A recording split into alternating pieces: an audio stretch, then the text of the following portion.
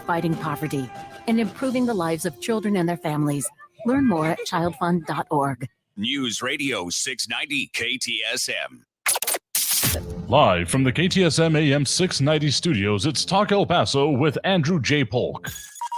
Be a part of the show by calling 915-544-KTSM, 915-544-5876, or comment online on our stream at facebook.com/Talk El Paso. It's 4 p.m. Mountain Time, and that means it's time to talk El Paso with Andrew J. Polk. Thank you all so very much for joining us here for Talk El Paso, airing live on News Radio 690 KTSM. I'm your host, Andrew J. Polk. Thank you for tuning in, however you may be doing so, be it on air, online, live streaming through the free and reliable iHeartRadio app, or joining us over on the various social media pages, facebook.com/Talk El Paso, the Talk El Paso channel over on YouTube, Twitter at Talk El Paso, or Twitch, Andrew J. Polk. All of those ways are to say that there's so many ways that you can find us and be able to join in on the conversation about all the things that affect us here in the Borderland. And there's quite a list of them going on here today, directly or indirectly, and a lot more in the indirectly category. Among other things, new data coming out about the exact impact we're looking at. Well, some of the efforts even leading up to the removal of Title 42, that Trump-era pandemic removal policy, because policy is a little grandiose for it anyway, but that is now set to be removed after that CDC decision here coming up in May. So with that, it's more than just its own impact here. Some information coming up from our news partners looking into, the amount of deportation cases that are pending in the area that could be affected by the lead up to that. Plus, of course, what going across the state, including some of the efforts and some very, headline-catching and eye-catching headlines here just from the Texas Tribune here. Governor Greg Abbott says Texas will send migrants to Washington, D.C. on charter buses in response to the Biden administration removal of Title 42, among other things here. So even as the price tag for the Texas state border security efforts continues to rise, looking at another $500 million being asked for the continuation of this calendar month here. Plus, a lot more stuff going on here locally along with those cases. Well, if they got that real estate market, if you've been looking at or even considering what's going on with a potential home purchase, switching your home, you may have noticed it's gotten a little crazy out there, including some number one list that El Paso is ending on, putting it as the top in the nation for contested sales, bidding wars, essentially. So we're going to talk with Patrick Tuttle of Coldwell Banker, Heritage Real Estate, to talk about that and what the factors are here locally. We really get into it, so stay tuned for that as well. A lot of people over on the social media right now tuning in, chiming in. Flaco Jimenez, Patrick Tuttle himself here. So if you're wanting to chime in over there as well, you're more than welcome to, and we'll be getting into that here because, again, a lot of factors affecting us here, but, again, some of the ones that are affecting us right now, again, Texas having juxtaposed itself, at least in terms of the state level government, opposed to, most things going on within the Biden administration. But border security has pretty much been Governor Greg Abbott's signature, amongst other things, in leading up to, his whole campaign and this current term of office here. So two major factors coming out of him in the response, speaking from Weslaco, Texas, I believe here a little bit earlier today, saying that, again, Texas will provide charter buses to border communities so migrants can be sent directly to Washington, D.C., where the Biden administration can better deal with them. Quoting from him directly from that news conference here today, to help local officials whose communities are being overwhelmed by hordes of illegal immigrants who are being dropped off by the Biden administration, Texas is providing charter buses to send those illegal immigrants who have been dropped off by the Biden administration to Washington, D.C. We are sending them to the United States Capitol, where the Biden administration will be able to more immediately address the needs of the people that they are allowing to come across our border. John Browse has been commenting over on the social media that watch Biden call out the National Guard to prevent illegals from arriving in Washington, D.C. Even before that, at the very least, we're familiar in our area. We've been talking about it mostly in relation to the whole marijuana legalization in New Mexico, but we've still got those border checkpoints and, without documentation, good luck with it. Sure, we've had some consternation about the whole shipping as it is, but again, we're talking about the difference between federal and state level efforts. So we'll see, is the best I can say. At the very least, I do believe that there will be some legal conflicts here, but in the meantime, definitely riling things up. But at the same time, though, more information coming out about the, other key point of Governor Greg Abbott's immigration and border security policies so far. Again, the Operation Lone Star, which has been kind of a key point that he has been making about, everything going on about the border, calling out both what the state level efforts are, what he sees as the failures of the Biden administration in doing it. More price tag information coming out on that to keep up the mission, including the up to 10,000 service members from the state military department. An additional $531 million will be needed to continue past this month through the end of this next fiscal year. Again, some of our news partners talking about that. Best article from the Texas Tribune here, though, quite the price tag, and including some of that saying that there has been about $412 million spent so far. So putting the total price tag going towards about $2 billion out of the state budget a year towards this project and program, which is raising some questions by some and others calling it necessary, and also looking at potential other savings, including Major General Thomas Swelzer, the state military department's new leader, recently sworn in as early as this week, I do believe, or as late as this week, saying that they are looking at more cost-efficient methods to do it, including not using necessarily troops to do the construction they're doing of border barriers, but maybe contractors. But yeah, there's a lot of issues. Barbara Carrasco also saying, wait till the lawsuits start claiming the state of Texas has taken illegal immigrants, quote unquote, hostage. To that point, actually, well, not directly about hostages, but about the legal situation in our area, again, from our news partners over at KFOX 14, amongst other things besides this kind of current kerfuffle when it comes to the immigration issues, there is the, possibility of some of the immigration case backlog, deportation proceedings, essentially those cases that do not have or have not previously fallen under the Title 42, potentially being dismissed. They are looking at several categories of them, and with 1.7 million such cases nationwide, our news partners using the immigration court backlog tool, showing that in El Paso, there's just shy of 18,000 cases in the local area-based immigration judges that are potentially pending. Now, there is a few different, from the Biden administration, a memo that has come out, categories being considered for dismissal. So may not be the entire amount of that, but there are old cases pending for years, cases eligible for relief that could be decided by USCIS, cases that were reopened by the Trump administration, and cases where grounds of removal are based on drug use offenses, or specifically also any of those that do not involve multiple offenses or any other criminal charges here. So a lot of stuff circling right through our area on all of these issues. So we got to take that first break of this hour right now. Coming out after the break, we're going to get to more about another major aspect affecting our local situation, the real estate market. It has been beyond red hot with some of the reporting coming in nationally about putting El Paso number one in a couple of recent months now. So we'll get into that and a whole lot more. So go ahead and stay tuned for Talk El Paso, airing live here on News Radio 690 KTSM. In our next segment, a lot of comments coming in right now. Barbara Carrasco, RJ, John Brazelton, and more tuning in, chiming in, dropping those likes and reactions. Flaco Jimenez as well. We'll talk more about that. The conversation continues on there on the social media. But back after this break with more Talk El Paso here on News Radio 690. Stay tuned. Traffic all day. News Radio 690. Checking your El Paso roadways, I-10 eastbound at Schuster. Look for a disabled vehicle blocking the right shoulder. It's a truck with a RV trailer that's blocking the right side. Loop 375, Purple Heart Memorial Freeway portion westbound at Railroad. A stalled vehicle is blocking the right shoulder. And an injury accident reported Paisano at the 110. Kerry Edwards, El Paso traffic. This report is sponsored by the Our American Stories podcast. There's a man in Australia who came to America only to fall in love with a great American culinary experience, buffalo wings.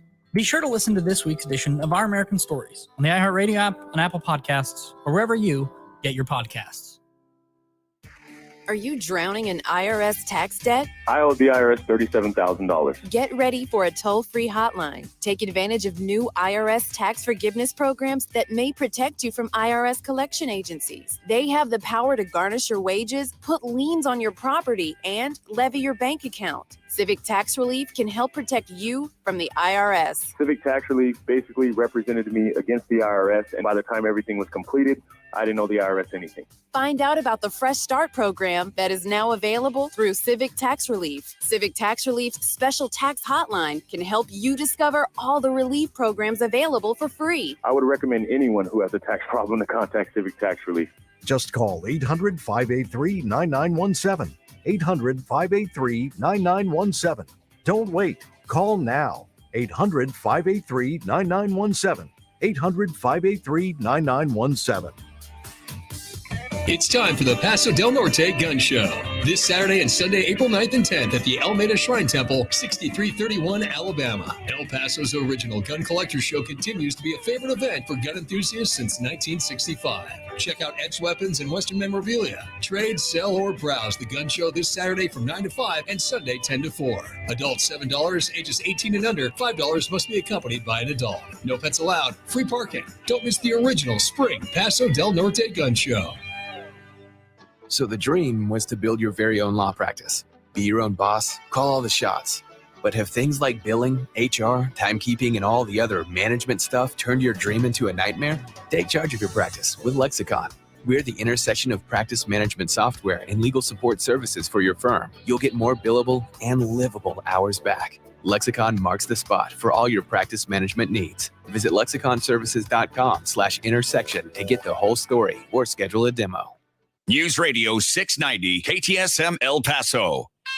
Live from the KTSM AM 690 studios, it's Talk El Paso with Andrew J. Polk. To be a part of the show, follow on Facebook at facebook.com/Talk El Paso. Now here's your host, Andrew J. Polk.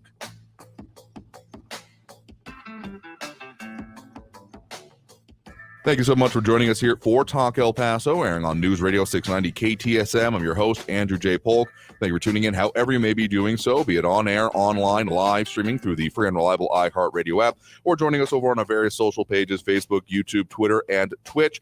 Joined now here in studio by Patrick Tuttle, the real estate guy with Coldwell Banker Heritage Real Estate here in El Paso. Thank you very much for joining us today. Thanks, Andrew. Glad to be here. Absolutely, because we have talked frequently enough about housing market considerations going on with it, and there was a particular focus on El Paso from a national firm recently. The real estate firm Redfin shared some data about its own contract, so this is by no means exhaustive, but still very telling. Anytime El Paso makes a number one spot in a list, I'm of course going to look at it, and this one on this subject was very telling, that essentially by Redfin's reckoning and according to their data, that the share of offers that they handled that faced competition, so bidding wars as they put it, that El Paso topped the list for the first 2 months of this year. We're just outside of March here, so we're waiting on them to come out with that data. But in February, it was 87.5% of their offers faced competition, and in January, it was 92%, beating out very notable parts of the country,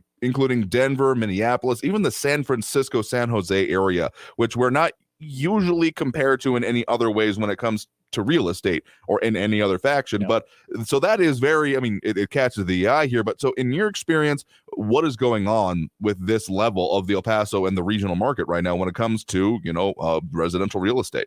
It's really simple. It's just supply and demand. For the past couple of years, I tracked this back to 2017. February of 2017 is where I'm going to track it back to, and I got the statistical data to back this up. We saw a shift in the marketplace way back then where we started running out of houses, especially on the lower end of the price range, where we started running out of houses to supply our local community. And when we're running out of houses, it's economics 101. We don't have the supply. We've got the demand. And when you're fighting for a property, you're going to have multiple people come in. And I think the highest number of offers that I had on one of the properties was 32. Really? 32 offers. Now, that's great for the seller, but it's really bad to be a buyer because you don't know what the other people offered. Only the seller and the seller agent knows what those are. And you got 32, 33, maybe some other people didn't choose to put in an offer because they said, oh, it's priced right, it's going to get multiple offers, and I can't afford to go higher than what I can. So where am I going to go? How am I going to fight with all those people? So they'll pull out of the marketplace even. But there is a lot of buyers that want to buy in El Paso because they discovered what I discovered 20 some odd years ago. This is a great place to live. It's affordable. It's easy to get to. We got a great airport. Our city's doing a fantastic job bringing jobs in. And you can buy a great home here compared to other markets. But on that lower end of the market, you are definitely getting some pressure from multiple buyers all over town and southern New Mexico as well. Really, yeah. Regionally, it's been creeping up for a while here as I've been doing my investigation about potentially entering the housing market as of maybe like a better part of a year ago now, just starting to look at it, or at least consider it and look more concertedly at it. I had some misconceptions in my own mind that, well, the median house price, we'll find something decent in like maybe the 150, 175 range. And that has just crept up, particularly over the last couple of years, to now be closer to 200. And that, a lot of different studies and, people we've talked about with like UTEP professor of economics, Tom Fullerton, and others that study these issues have shown that, that creep in the market has been going on for, quite some time. It just kind of accelerated over the course of the pandemic. Does that meet your expectations as well? It really does. And if you look at the pandemic as the catalyst, and I know that that's not the catalyst, it was actually all the good things that were going on here in El Paso before the pandemic, but then the market just took off and it ran. One of the statistics that I saw was that the wage growth in Texas overall was only 7% since the year 2000, and we've had over 200% appreciation statewide. Now, El Paso, since the year 2000, we've had 126% increase in home prices. That's your appreciation rates that we've had. That's huge. And when our rates for wages are only going up 7%, you've got some compression going in there on your pocketbook, and you just can't afford to buy the home that you used to buy. Years ago, we could sell a home at $85 a square foot and you'd get a great home. That same home that might be, say, 1,300 square foot at $85 in 2018, today, it's probably going for $125 to $150 a square foot. Wow. That's how much they've gone up. And Airbnb has taken a bunch of homes out of the market because individuals are saying, hey, if I can cash out equity of my home right now, I'll go buy this other home. I'll put it into the Airbnb market and I'm going to cash flow on that. There's a lot of people that are doing that. We've got other investors, big time investors that are coming in and buying rental homes and putting people into single family rentals as well. And those of you who are on the rental market today looking to make a purchase in the future, you've got a lot of competition out there because we just don't have the inventory citywide that we need. And yeah, Redfin's right. There are a lot of people that are vying for those properties. Now that goes away as the price goes up. So it's economics. Once you get topping out in our marketplace, say 750 to $1 million, $1.5 million and beyond, which we don't have a whole lot of those properties out there, but we don't see as many multiple offers there as we do on the lower end of the scale. Again, if you're just joining us, guest right now is Patrick Tuttle with the real estate guy with Coldwell Banker Heritage Real Estate. If you want to find anything more about him, they can find you, Patrick Tuttle, online. Is there a particular website you'd like to direct them towards? Yeah, you can go to patricktuttle.com. That would be www.patricktuttle.com. You can also look me up on YouTube and subscribe to my YouTube channel. You can go to Facebook and find me over there. And we're out there on a couple other places. LinkedIn, I think we do a good bit of stuff over there as well. Okay, again, a lot of places to find them. PatrickTuttle.com is a good main one to find all these resources you're talking about. Yep, we can do that. And also the El Paso History Show, because we do advertise on your show as well, Andrew. Absolutely here. Would be remiss to mention that here, even if we're talking a little bit more current events than we usually do with that program's kind of focus here. So it was really interesting. You mentioned two things that I've experienced a little bit and have been wondering about, but the Airbnb thing, I mean, the whole buying a property and essentially running a hotel out of it without having to do any of the things a hotel is required to do has been a phenomenon. I've been curious about how often it's been available and happening in our area, but then also the big investors coming in. I have personally experienced that with probably on the order of dozens of calls or contacts in some form or another, at least one like door hanger, which was a little like, okay, so actually coming out here now, this is getting personal, of people saying, we want to buy your house. And I have to keep saying, I'm renting. I do not own this house. Leave me alone when it comes to this, because completely unsolicited. I've never put any feelers out there along this way. So it's a little weird, but really with Airbnb, what sense do you have of the prevalence of that in our area? I haven't looked at the statistics on it, but a client recently sent me a website called airdna.com. And they track statistics on the number of Airbnb rentals in our marketplace. And he says that El Paso is a big, big market for this. And if you start thinking about why it might be big, we've got several 100,000 people a day that drive on I-10. I-10 is the only Get this. It is the only all-weather corridor from the eastern part of the United States to the western United States. That's it. There is not another all-weather corridor. Now, today it's 80 some odd degrees outside. That doesn't sound like a big deal. But in the wintertime, when you can't get across I-40 because it's shut down with a snowstorm or something like that, a lot of people choose to go the southern route. And it's easy for them to check into a place that might accept your pets, which is really good. And then you just pick up the next day and you drive on over to Phoenix or Los Angeles or whatever it is. We've got a lot of folks that run through our town like that. But we also have a lot of visiting nurses these days. Oh, that's true. With the pandemic that we had, the hospitals locally were really staffing up using the visiting nurses, and they were hiring them. They would come in and rent a property for a month or more while they worked at one of the local hospitals, and then they would move on to their next location. So we've got that. We've got the military. It's huge for hotel business. It's huge for the Airbnb business. And if people, you can get a hotel room pretty much anywhere and it's going to look the same. That you really experience the character of our city when you go into an Airbnb and you see how somebody like Jose might have decorated his home and welcome you in there, whether it's a 1-bedroom, 2-bedroom, or a 3-bedroom property. My family, we love Airbnbs because it allows us to get a 3-bedroom place where my oldest daughter can have a room, my youngest daughter can have a room, me and Raj, we can have our own room. And I'm going to get up a lot earlier than anybody else, so I'm going to be in the living room.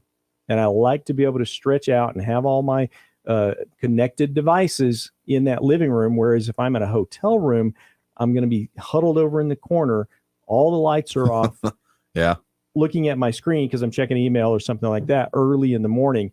And the Airbnb I love because I'm able to do that in the living room instead of huddled in the corner of a hotel room. I mean, the appeal of it certainly is there, and it makes sense here. I just didn't have a good sense of it, of how much it was actually prevalent in our area, but I guess the assumption should be it's everywhere. But I mean, there's been a lot of other factors that have also gone into this demand, both, talking about some of the local factors, but also things like interest rates have been, a factor in the push here, and those rising rental rates. But tell you what, we got to take that next break right now. Again, guest right now is Patrick Tuttle, again, the real estate guy with Coldwell Banker Heritage Real Estate. We're going to take that break and come back and talk more with him, including advice for people who are wondering how to, beyond the stats, how to deal with this here. We'll talk a little bit about that, right? All right, we'll do it. Absolutely here. So we back after this break with more Talk El Paso here on News Radio 690 KTSM. Stay tuned.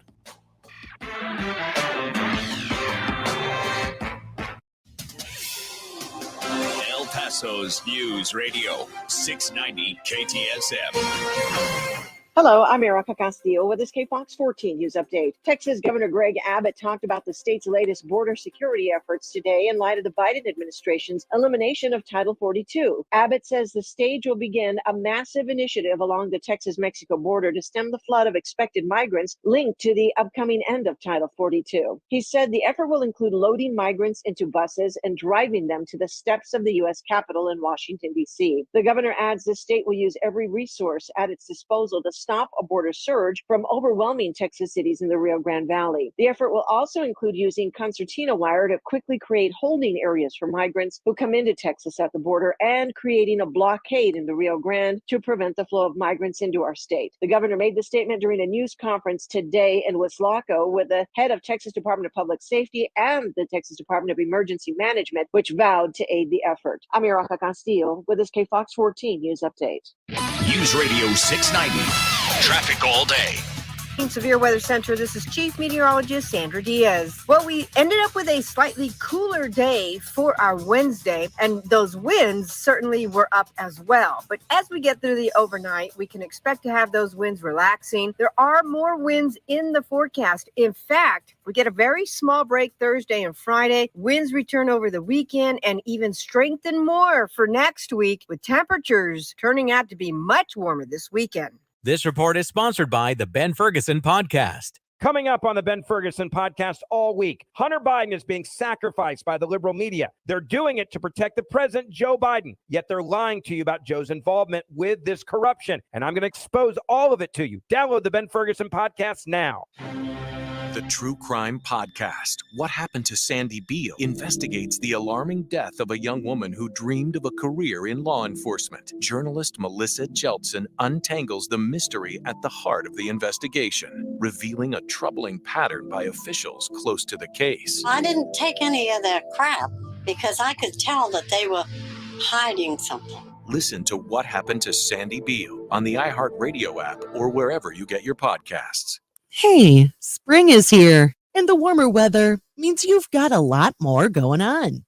Don't let COVID get in the way of any of it. COVID vaccines offer the strongest possible protection now and from long-term effects in the future.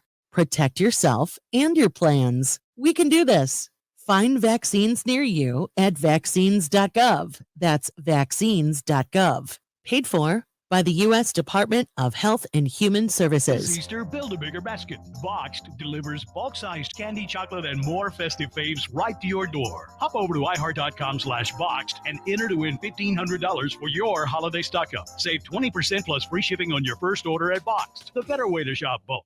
Coming up on the Ben Ferguson podcast all week, Hunter Biden is being sacrificed by the liberal media. They're doing it to protect the president, Joe Biden, yet they're lying to you about Joe's involvement with this corruption. And I'm going to expose all of it to you. Download the Ben Ferguson podcast now. This report is sponsored by the Ben Ferguson Podcast. El Paso's News Radio 690 KTSM.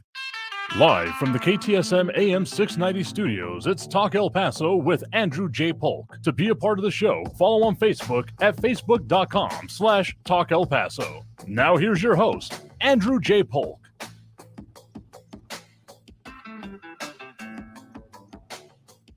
Welcome back here to Talk El Paso, airing on News Radio 690 KTSM. I'm your host, Andrew J. Polk. Thanks for tuning in, however you may be doing so, be it on air, online, live streaming through the free and reliable iHeartRadio app, or joining us over on the various social media pages, facebook.com/Talk El Paso, the Talk El Paso channel, over on YouTube, Twitter at Talk El Paso, or Twitch, Andrew J. Polk, that's twitch.tv.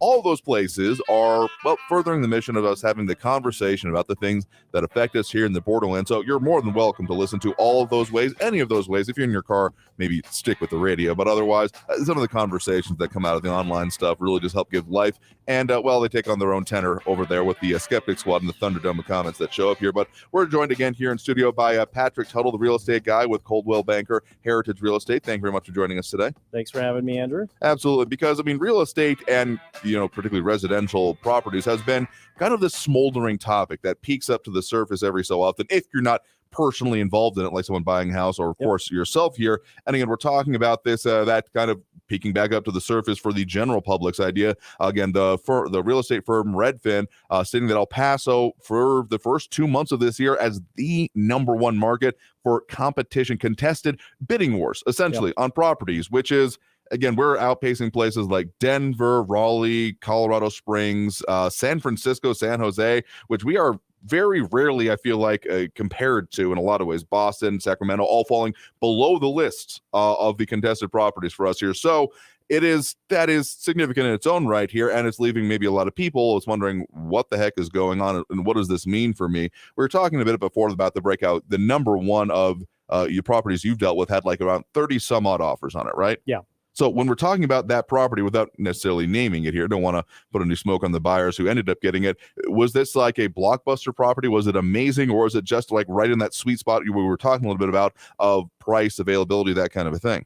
So it was a older home built back in the 1970s, ranch style, single level with a swimming pool, but it was the combination of low interest rates, the combination of low inventory. Mm-hmm. Okay. So with low interest rates, low inventory, and a lot of buyers looking for a home, trying to take advantage of that interest rate at that time. Now, interest rates have gone up over the past month because the Fed is trying to put the brakes on inflation, and they're going to do it with the housing market primarily by raising those short-term interest rates, which affects our mortgage rates long-term. Mm-hmm. Okay. So back to that house. We knew that we were going to have a lot of people looking at it because we run these things called absorption rate analyses every month, where we're looking at supply and demand as calculated historically. So we'll take our multiple listing service data and look at the past year of that data and then divide it by 12 and say, okay, this is how many average number of buyers we're going to have in this zip code or in this neighborhood, in this price range.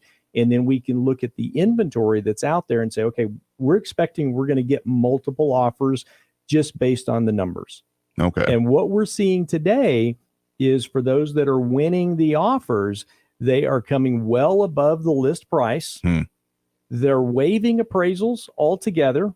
Okay, so many people are coming in cash, and that's great. Cash is king. But if you've got financing and you have an appraisal waiver, you're going to be able to beat out cash. Okay, so cash is not always king. It can be, but there's got to be a lot of it because there's going to be multiple offers in most cases. Again, that's going to diminish the higher you go on the price. So it really depends on the part of town you're in, the price range you're in, the neighborhood you're in, and what's the demand in that area. Interesting. So certainly things to consider here. And yeah, those interest rates, of course, we have the Fed that did the first one that did the Federal Reserve, and they threatened to do this up to 5 times more this year. 6 total, I think, is what has been talked about here. So we're probably looking at close to, if not totally, about like a 2% in those, again, just base interest rates charging. Then that, of course, trickles down depending on your credit worthiness and all of that to how people can then end up getting it. Do you expect that will see a cooling off in these very contested areas of the market you're talking about? Yes, we will see some cooling off in those areas. However, it's not going to be a full stop. And that's the one thing that people need to be aware of is that the real estate market, with the exception of what we saw back in 2008, it's not going to be something like that. It will be a slowdown in the marketplace, but people need to remember that even if it gets to a 5%, oh, heaven forbid, we pay 5% for a mortgage. That's 2 points lower than what my first mortgage was when I bought my first home in 1996.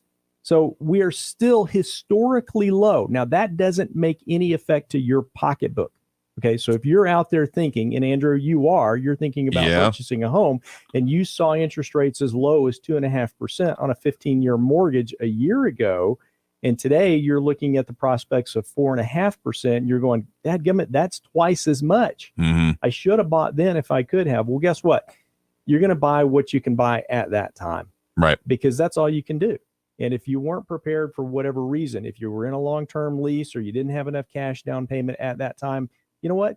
Just buy what you can at that moment and make it the best decision that you can, because that's the way to remain happy with that purchase long term. Yeah, it kind of feels like a crying over spilt milk situation. It could have been so much better if I could have, but also if it was a skiff, I'd ride it down the river, as my old teacher used to say here. So, I mean, there's a lot of factors going into this here, but I mean, among other things here, we have, the building shortage that is, of course, happening, and those rental rates. I mean, some of the other analysis has come out of that is that we're approaching probably like $1,000 per unit median rent in this area. I mean, we're still in like the mid to upper, 800s, 900s right now, but that's still creeping up on its own. So that level of pressure, I expect, will probably continue in our local market anyway, probably for the foreseeable future.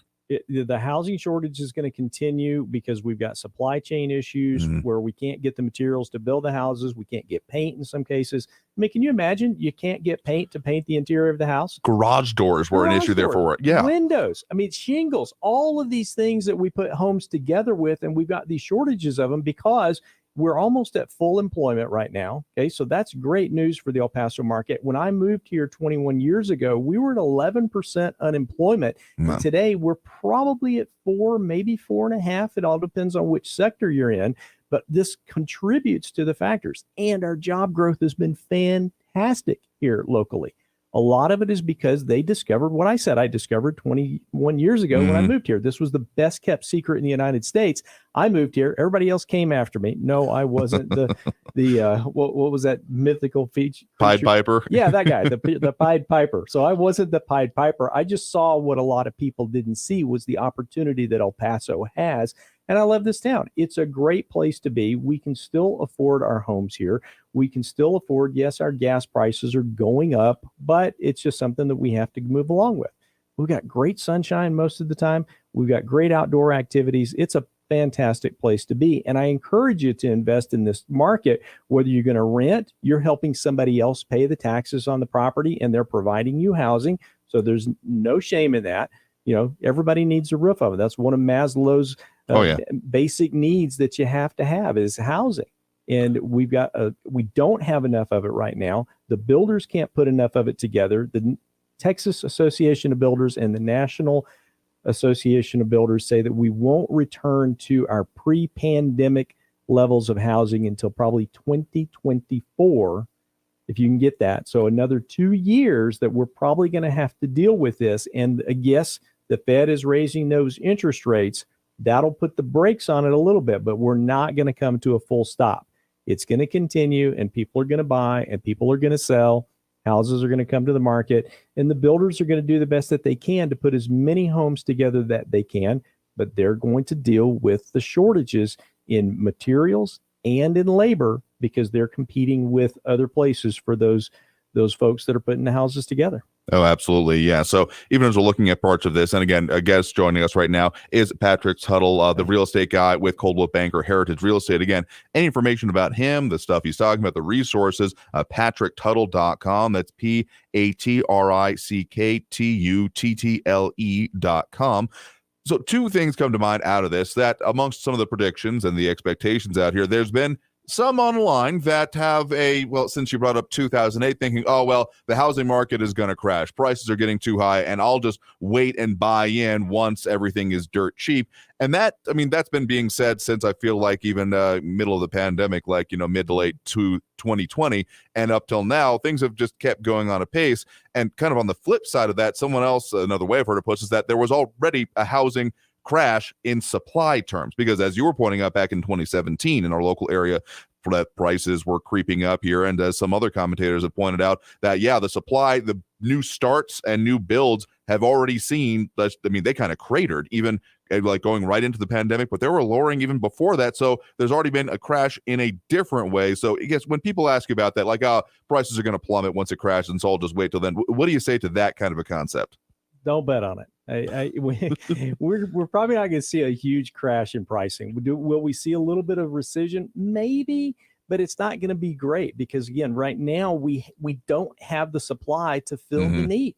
When you've got what that Redfin thing again said, 92% of their homes were getting multiple offers. Yep. NAR says that on average, the sellers can expect 5 offers. This was a report that was put out, I think, about a week ago, where nationwide 5 offers per property. So that means 4 buyers aren't getting something. They got to go somewhere else. Yep. They're either going to stay in the basement with grandma and grandpa, which that's not going to be pretty. No. They're going to come out of that basement at some point, or they're going to stay in that rental property. But then the rents are going to go up because the owners of those rental properties are going to know that they can collect higher rents. And you and I were just talking about the rent rates here in the area. We don't look at the apartment market. We do look at the single family residential market. Okay. We do property management as well. And what we've seen there is that the prices are going up on that as well. We saw you'd be at 65, $70 cents a square foot. And now we're routinely at $1 to $1.10 a square foot. And that's going to vary depending on what part of town you're in, what price range you're in, because again, we're looking at basic economics. It's supply, it's demand, and people are moving to El Paso because it's a great place to live. We have opportunity. And the pandemic, if it showed us anything, is that our internet works great. Yeah. And you can jump on Zoom from pretty much anywhere.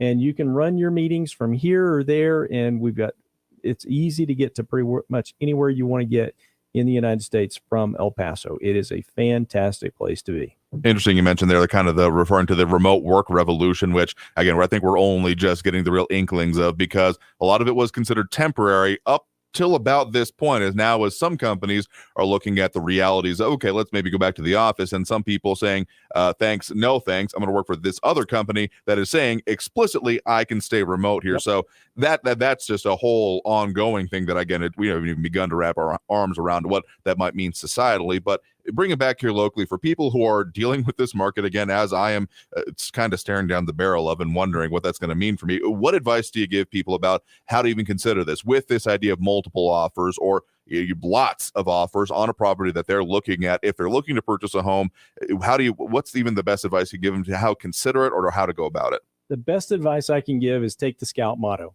Okay. So you remember that. Be prepared. Be prepared. Yeah. So how do we be prepared? Number one, if you're going to borrow money, Save a lot of money for your down payment. Clean your credit score up as best you can to get it up into the 700s or above so that you can have a great interest rate, because the higher your credit score, the lower your interest rate can go. Okay, so that's a big thing there. And when you think you're going to be in a multiple offer scenario, so talk to your realtor if you are using one. And I advise that you do use a realtor, because we have access to data that the people in the public don't have access to, because we're required to keep it protected. We can't just give it out there. Texas is what's known as a non-disclosure state, so we can't give all of it out. New Mexico's different. But talk to a realtor and have a realtor help you look at the market to see what is the absorption rate. What's the supply and demand curve look like? How many potential other buyers am I looking at competing with for that product? And then if you know that you're going to be one of 20 or 25 or 30 offers on a property, choose whether or not you want to get into that fight. Okay. And it's okay to walk away and say, I'm going to wait for another day because I don't like that house as much as another one I might see in the future. But be prepared, have a big cash down payment if you can. And then terms are big too. So what I mean by terms? Well, in the Texas contracts, we have many different areas where a buyer can ask for a seller to pay for things on their behalf. Don't do that. Don't do that. Go and pay all of your own costs. Pay for your own title policy. Pay for a new survey if you have to. Offer a contract with no contingencies, such as, you know what, I'll buy it in present condition and I'll take care of any of those repairs. I just purchased a home recently where I said, and yeah, I'm in the business. Okay. So I've seen a lot more contracts than most people do. But if you know that you can get most things taken care of, offer to buy it in present condition and don't negotiate any repairs. You know, that's big time. And what about a lease back for the seller or a delayed closing? Look at those closing dates that what does the seller want? How can I compete against somebody else? Well, maybe it's not as much money, but I can let the seller stay there and I can offer them to stay there rent free for 30 days or 60 days or something like that. And because I'm still in my lease over at the apartment, or I'm in that other lease that's a single family property, whatever, those are some terms that you could use. Are there any ones that you would recommend people not do? Because I know that there's some reporting going out there about people who rushed into other markets nationwide, rushed into properties and may not have done, well, their due diligence and are now wondering about that. I mean, one of the things that major comes down to is home inspection. Do you still recommend that as a kind of contingency of the sale regardless? I do, unless you know that you can handle most of the things that are in there. Now, the home that I just purchased, I'm in the business. And we looked through the property. I know pretty much what I'm looking at. The seller's disclosure didn't indicate any aluminum wiring in the house, so I don't think we were going to have any problems there. So there's probably nothing that I'm going to encounter in that home that I purchased that I can't take care of. So in our case, we beat out other offers because of the fact that we were taking it in present condition. We had a great cash down payment. We offered a quick closing. We had no contingencies. And we just made it as easy as we could for the seller to say yes. And according to the listing agent, no, I wasn't the listing agent on that property. According to the listing agent, we beat out other offers that were higher than ours. In fact, we beat out a cash offer that was $15,000 higher than ours.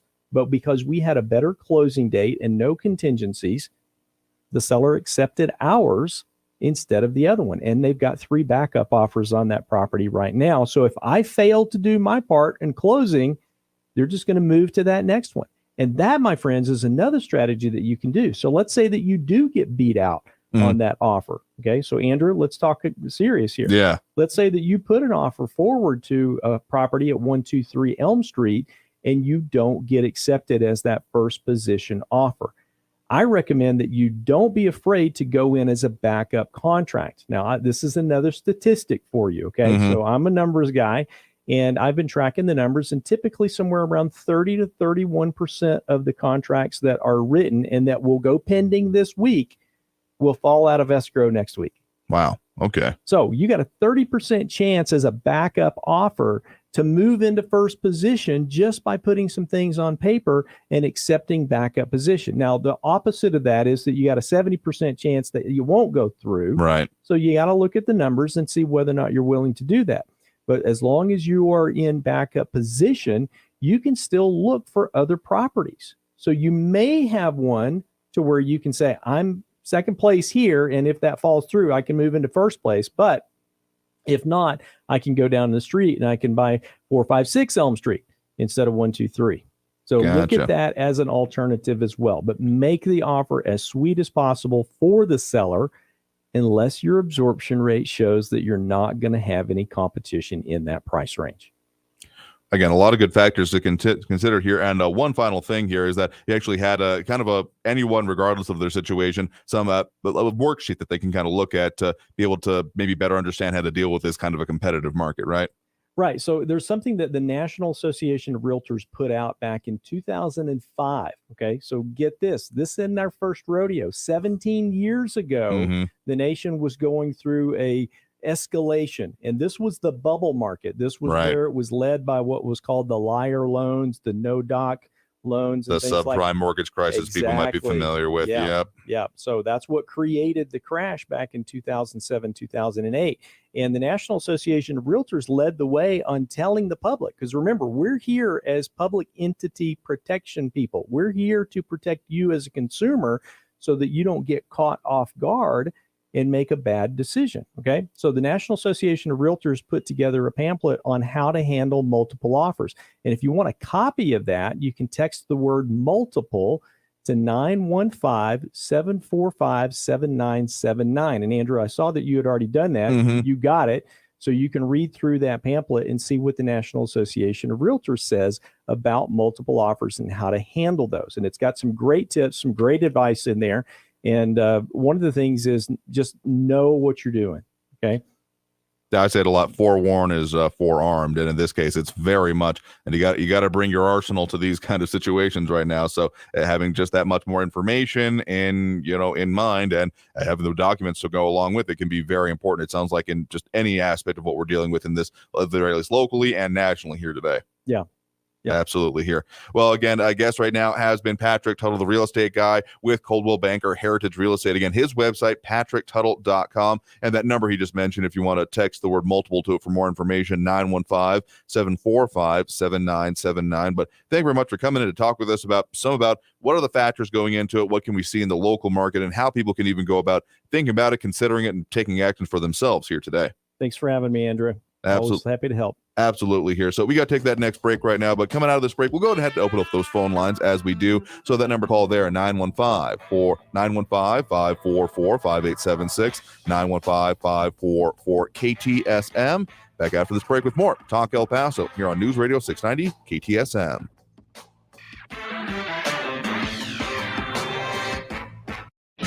Traffic all day.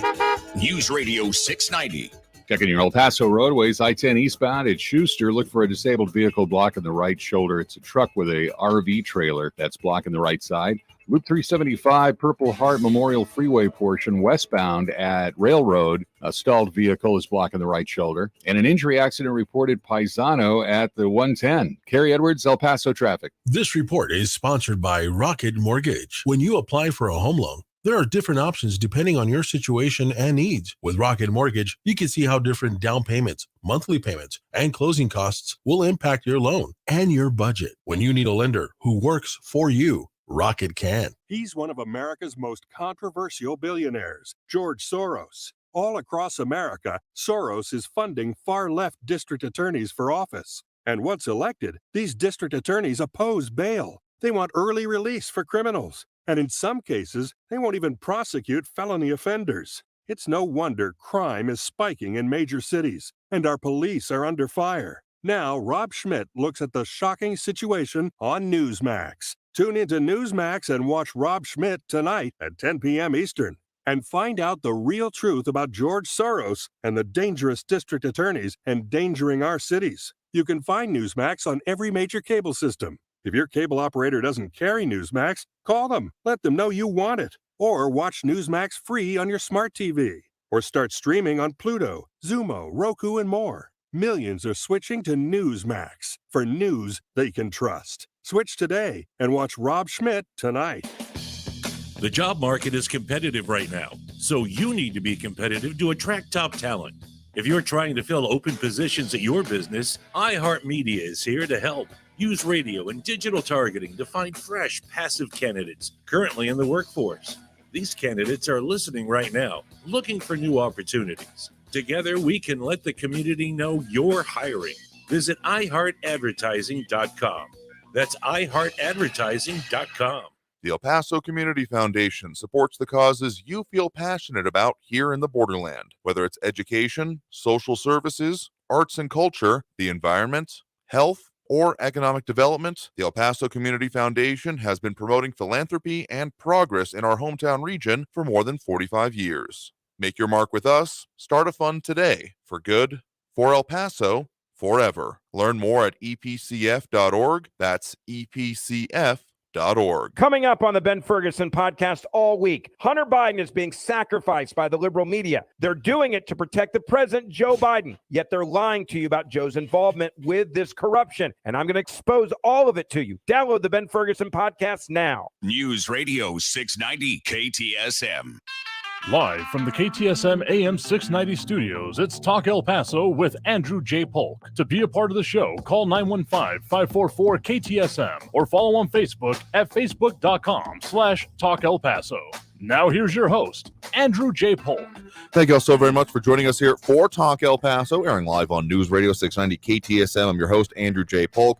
A lot of ways to interact with the show. We got a short segment. We went a little bit long with that discussion there. But again, thanks to our guest today, Patrick Tuttle, the real estate guy with a Coldwell Banker Heritage Real Estate. We'll get into more on those topics. A lot of comments come in here, some of which I think we got to. But just to put in perspective, after we talked, I looked up on the website you mentioned about airdna.co, actually, and that by their reckoning, there's about 1,200 Airbnb rentals here in the area, but very telling, most of them being of whole house rentals. Like in some areas, it's the vast majority here. So fascinating way to look at some of this data here, but we'll have to talk further about it coming up in this next segment. After the top of the hour news, those phone lines are open, 915-544-5876, 915-544-KTSM. We'll get to those calls, more of your comments, Maria Kalman, Ion Grimm, John Brazelton, Flaco Jimenez, Michael Pattis, and more tuning in, chiming in with all those comments and more right after the top of the hour news here on News Radio 690 KTSM.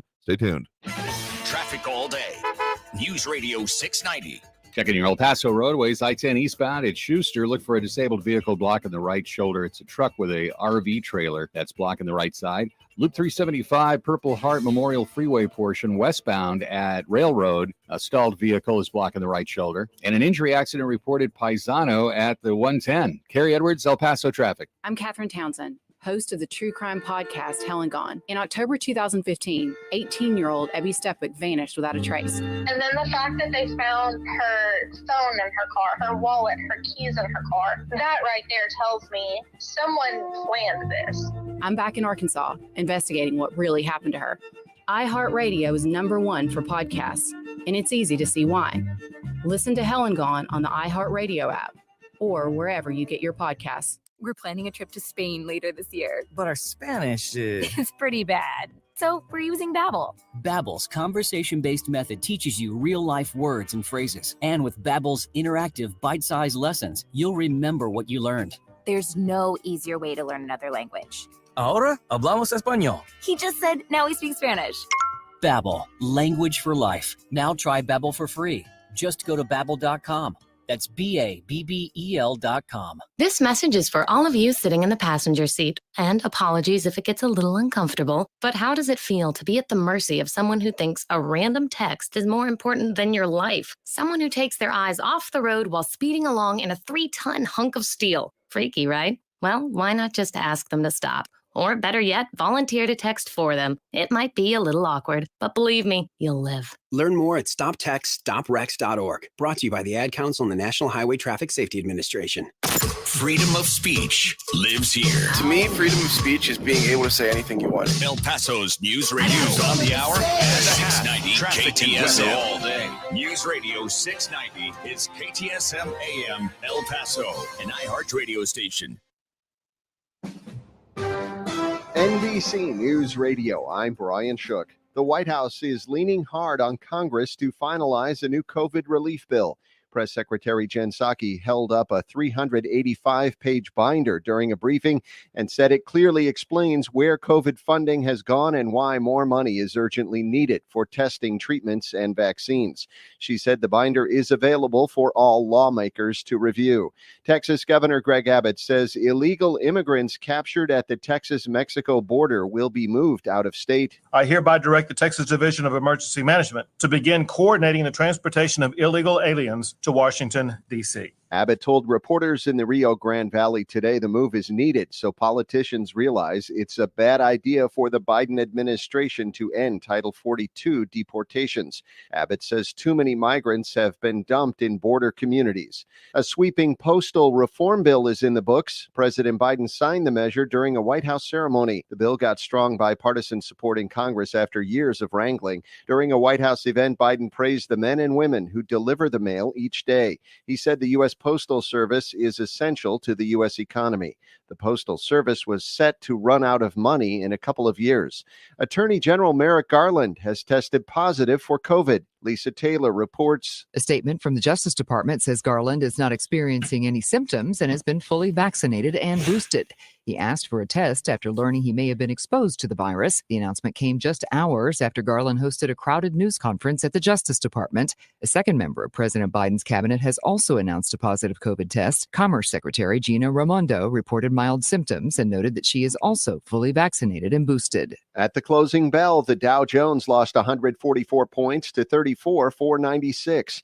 You're listening to the latest from NBC News Radio. The mayor of Clark, New Jersey is apologizing for making racist and sexist comments exposed in secret recordings. David Folk Thomas has more. Sal Bonacorso posting an apology video Tuesday amid growing calls for him to resign. I deeply apologize for my hurtful and insensitive language. It was wrong. I'm embarrassed and ashamed. NJ.com reported last week on the recordings, which were secretly made in 2019 by a Clark police lieutenant. Bonacorso is heard using the N-word, referring to blacks as spooks and calling female officers disasters. One of California's most exported crops, almonds, is experiencing massive backlogs of shipments. The California Almond Board says the problems are being caused by pandemic supply chain issues and global commerce tension.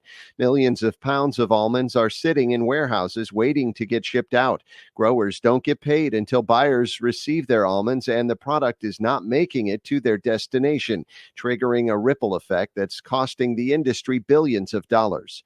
A second Virginia university is adopting the Tracy Rule. Rebecca Hubbard explains. University of Virginia's College at Wise adopted what's known as the Tracy Rule Tuesday. The rule requires background checks for athletes. It's named after a rape survivor and activist, Brenda Tracy, and goes beyond regular NCAA policy by disqualifying athletes found guilty in court or by a Title IX hearing. The University of Texas at San Antonio was the first school to take part in the rule back in 2019. Those banned by the rule are able to appeal to a university review panel. The Weeknd is going to replace Kanye West as a headliner at Coachella. The out-of-time singer is taking the Donda rapper's spot after he pulled out of the Indio California Festival earlier this week.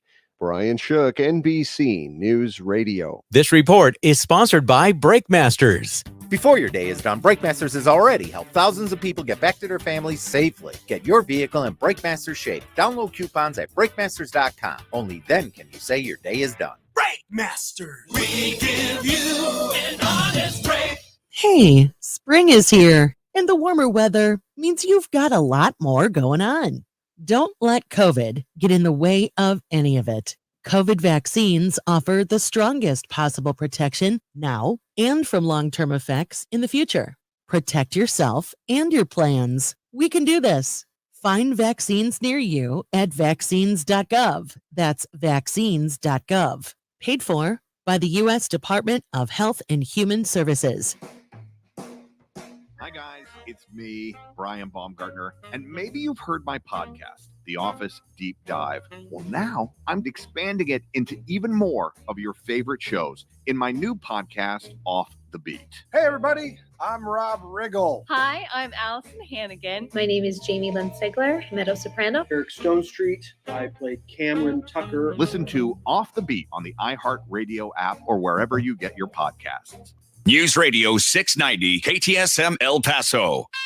Live from the KTSM AM 690 studios, it's Talk El Paso with Andrew J. Polk. To be a part of the show, call 915-544-KTSM or follow on Facebook at facebook.com/Talk El Paso. Now here's your host, Andrew J. Polk. Thank you all so very much for joining us here for Talk El Paso, airing live on News Radio 690 KTSM. I'm your host, Andrew J. Polk. Thank you for tuning in, however you may be doing so, be it on air, online, live streaming through the free and reliable iHeartRadio app, or joining us over on the various social media pages, facebook.com/Talk El Paso, the Talk El Paso channel over on YouTube, Twitter at Talk El Paso, or Twitch, Andrew J. Polk. All of those are to say that there's a lot of way to get at us, get the comments here. A lot of people chiming in, again, particularly with our guests. Thanks again to Patrick Tuttle, the real estate guy with Coldwell Banker, Heritage Real Estate, talking about some of the aspects affecting our local market here. A lot of people chiming on that.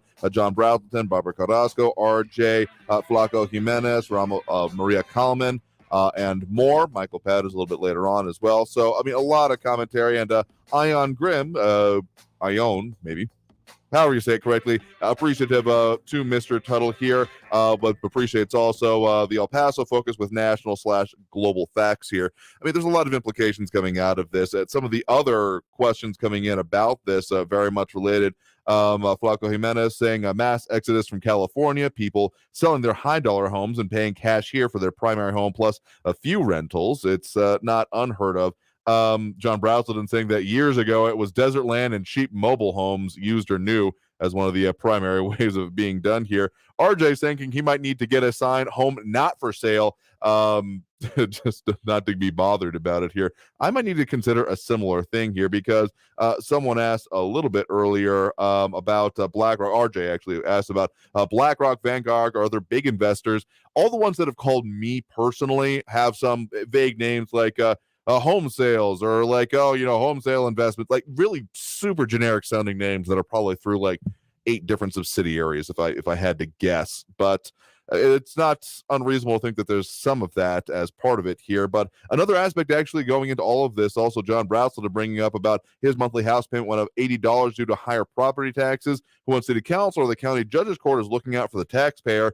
And on that note, very specifically, well, you're going to be looking at those new notices of appraised house value going to be sent out from our news partners over at KFOX 14. Going to be starting to be sent out on Friday. So if you've been wondering about that, you can start to, hopefully get the information to yourself here. So you're going to be looking at the value, applicable exemptions, and guidance on how to file a protest with that, included with that information there. But a lot of other commentary and conversation going on about the information. Maria Kalman with more about also the impact on voting, which is an interesting consideration to make here. But Flaco Jimenez also saying that a lot of people go out of town for work. And RJ about the ninja loans, kind of that subprime mortgage crisis we were talking about there a little bit, have more or less seemed to have fallen off, but I'm sure there are still some fly-by-night operators out there doing that kind of thing, doing the people who may not necessarily actually be able to pay back their loan, but hey, you can figure out a way to qualify them and soak them for all they're worth.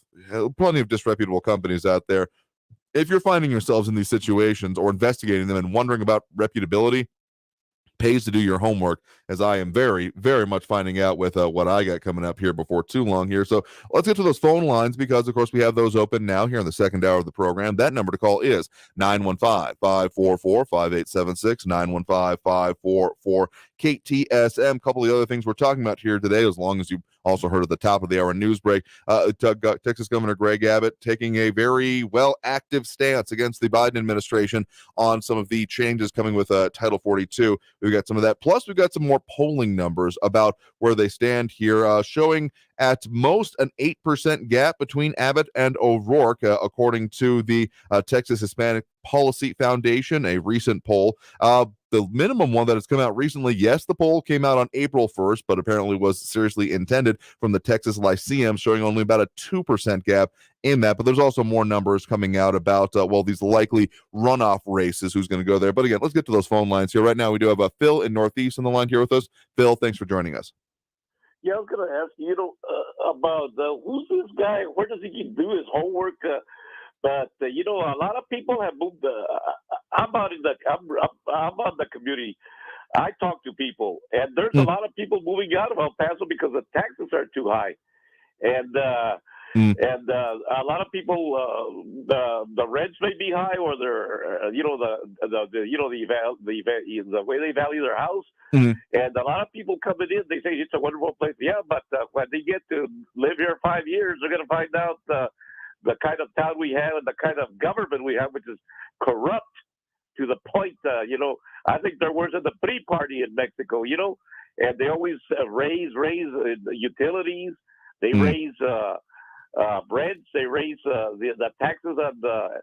I feel sorry for the young couples trying to move in here, trying to make Main Street and place wages. I heard through the Chamber of Commerce that the people leaving this town. If I were California, I would consider moving somewhere else. But of course, they don't know. They'll have the rude awakening of their 5 years when they live here in El Paso. They're going to find out it's not such of a hot place. I'm just blaming this on the wages they're not that high, and people have a hard time making ends meet here. Yep, there is people moving, absolutely. and they consider El Paso a trash town. I was born and raised in this town, but it was a better place to live in, and that's all I can tell you. And I don't know where that guy. He must be in La La Land. If I were a real estate agent, I'd try to sell houses in El Paso, in Texas and New Mexico, to make more money. That's all I can say. But I don't. They're going to have a rude awakening when they come and buy a house here, because they're not as cheap as they think they were. Have a good day, man. Bye-bye. Yeah, sure thing. Appreciate the point in the call there. I mean, Patrick did talk a bit about that, about how we have seen certain levels of wage growth statewide, but otherwise that home prices well outpace that. So we are seeing a crunch for a lot of people here. Make no mistake about it. But I mean, I'm going to tend to agree with him. Against hope sometimes. I'm optimistic about the chances of El Paso. So I'll agree with him on that. I take your point well in hand about the idea of people coming here and running into issues, because that certainly also happens. But I'm bullish on El Paso in a whole lot of ways, because I think we're well positioned, and even if we are overcoming certain issues, say with elected representatives, I still think we're going to be doing pretty well here. But these are serious issues we got to get into and deal with it here, because even regionally there are still a lot of increases of prices here, because I know some people who are new developments that are practically on the state line. So this is going to be crossing borders, crossing state jurisdictions, and continuing on here.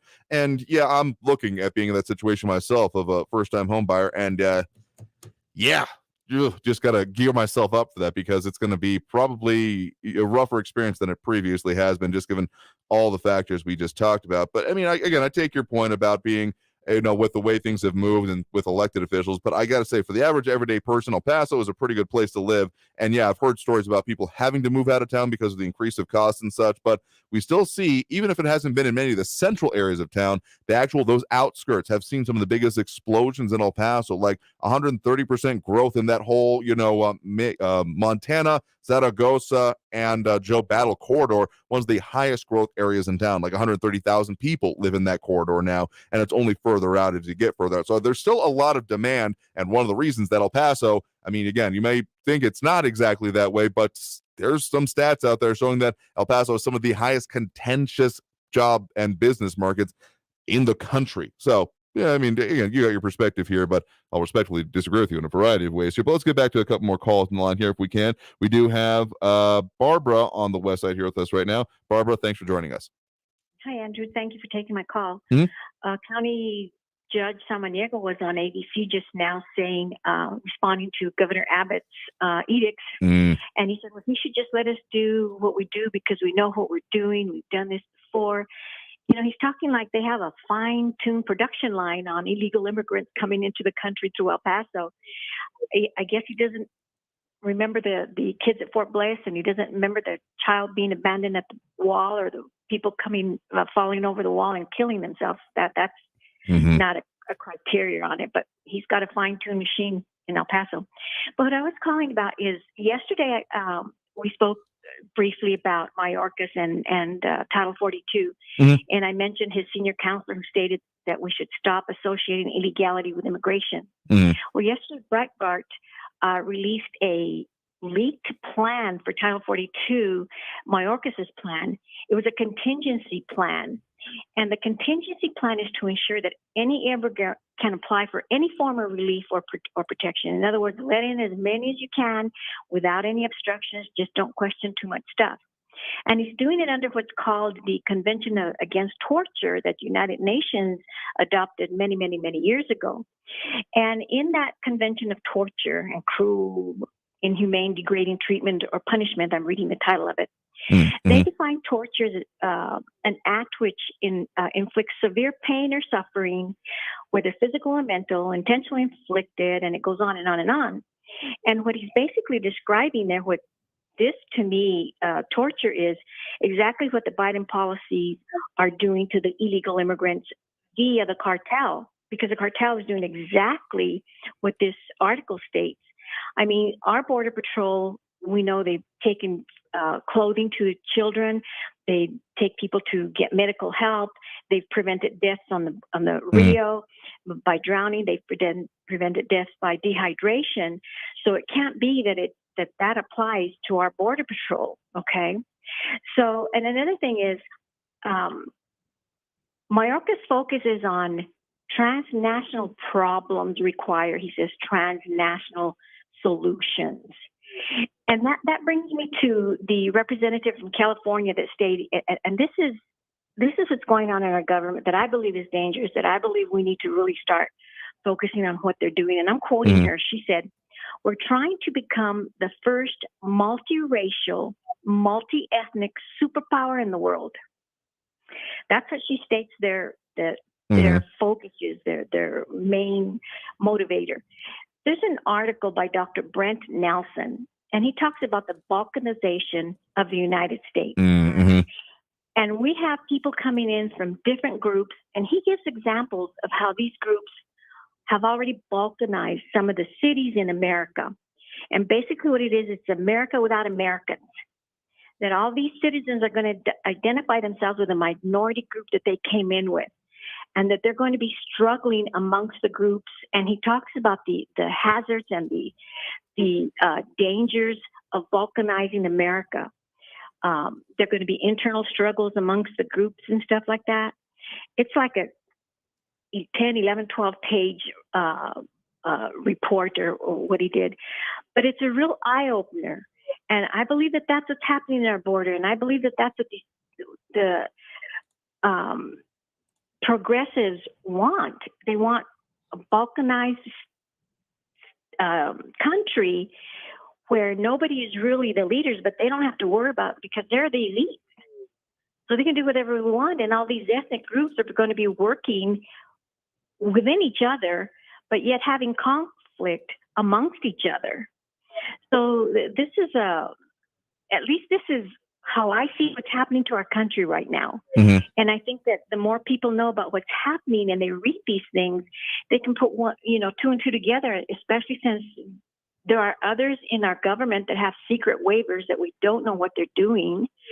So we need to stop and think about it. And I'm glad that Governor Abbott is doing what he's doing. I don't know. I'm just waiting to see how quickly they're going to file lawsuits and saying the state of Texas is taking illegal immigrants as hostages. They're not going to want to do it. But I'm hoping that the citizens of El Paso will listen to, what's his name, Samaniego.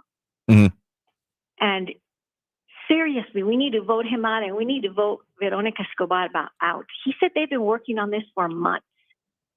I think that's deceitful. We've been asking questions about the city and the county. He doesn't answer emails. And then he pops this out on TV today that they've been working on this for months. That's just deceitful, because not everybody in El Paso has the same mentality or view that they have on all these illegal immigrants. He believes, from what I gathered today, that we can handle 18,000 a day inflow into El Paso. He's just incredulous. The things that he was saying today, it was amazing to me. So Yeah, I mean, that's been on our since it's been on our air here, so I'll have to go back and watch that myself here. But I mean, given the struggles that we've had with the existing levels and the monumental efforts that individual El Pasoans and private associations have come through to deal with the levels we've seen in the past and the work that it's taken, I've talked with people involved with the organizations and doing the volunteer work, the non-governmental work, NGO work that has been, I think, pretty critical on emblematic of El Paso's response, just individually, to think that they're going to rely on that kind of a system for then this major increase. Because 18,000 a day is not, I mean, that's across, of course, the entire border sector, but you're going to probably reach that here within our sector before too long. So maybe not 18,000 a day, but hundreds a day is still pretty significant. And it raises a lot of questions here, so I'll have to check more into what Samaniego was saying here. But to think that this is just going to work out fine and dandy, and that the removal of Title 42 without any other supporting policies behind it is not going to cause any problems whatsoever is just not in recognition of reality in my mind. Well, he just talked like they knew how to process them and they knew how to transport them to other cities within the United States and there'd be no problem. Well, what about the cities that they're taking them to? There may be a problem there. You've got to take that into consideration too. We still are a nation. Mm-hmm. This is America. We haven't, we're not yet fully balkanized like they wish, for our country. It's just, we need to fight this. Thank you, Andrew, for taking my call. Yeah, sure thing. I mean, you bring up a lot of important and detailed issues here, but I tell you, we got to take that next break right now, so I appreciate the point in the call. You have a good one here. We'll be back after this break with more Talk El Paso here on News Radio 690 KTSM. If you're wanting to call in during the show, that number to do so is 915-544-5876, 915-544-KTSM. Take those calls throughout the rest of the hour here, so stay tuned for Talk El Paso here on News Radio 690 KTSM. Back in a minute. Traffic all day. News Radio 690. Checking your El Paso roadways, I-10 eastbound at Schuster. Look for a disabled vehicle blocking the right shoulder. It's a truck with a RV trailer that's blocking the right side. Loop 375, Purple Heart Memorial Freeway portion westbound at Railroad. A stalled vehicle is blocking the right shoulder. And an injury accident reported Paisano at the 110. Carrie Edwards, El Paso traffic. This report is sponsored by Brake Masters. Before your day is done, Brake Masters has already helped thousands of people get back to their families safely. Get your vehicle in Brake Masters shape. Download coupons at brakemasters.com. Only then can you say your day is done. Brake Masters. We give you an honest break. Do you promise to love, honor, and cherish, forsaking all others? I do. I do. And now, by the power vested in me, I now pronounce you roommates. Go forth. That's not the vow you took. But if struggles with CPAP have you and your spouse sleeping in separate rooms, it might be time to look into Inspire. Inspire works inside the body with just the click of a remote. That's right, just a button. No mask, no hose, just sleep. Inspire. Sleep apnea innovation. Talk to your doctor to see if Inspire is right for you. Review important safety information at inspiresleep.com. The El Paso Community Foundation supports the causes you feel passionate about here in the Borderland, whether it's education, social services, arts and culture, the environment, health, or economic development. The El Paso Community Foundation has been promoting philanthropy and progress in our hometown region for more than 45 years. Make your mark with us. Start a fund today for good, for El Paso, forever. Learn more at epcf.org. That's epcf.org.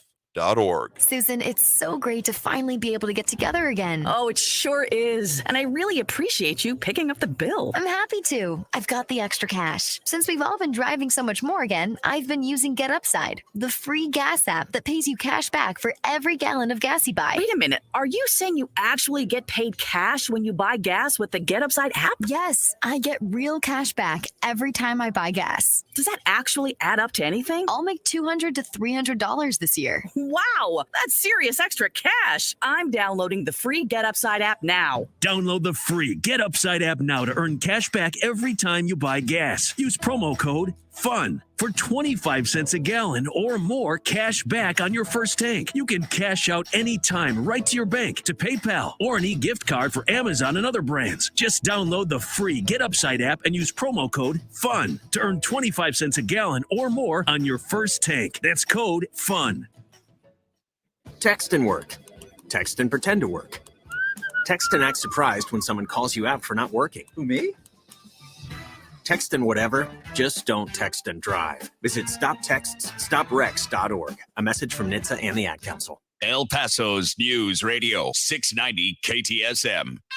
Live from the KTSM AM 690 studios, it's Talk El Paso with Andrew J. Polk. To be a part of the show, call 915-544-KTSM or follow on Facebook at facebook.com/Talk El Paso. Now here's your host, Andrew J. Polk. Thank you all so very much for joining us here for Talk El Paso, airing live on News Radio 690 KTSM.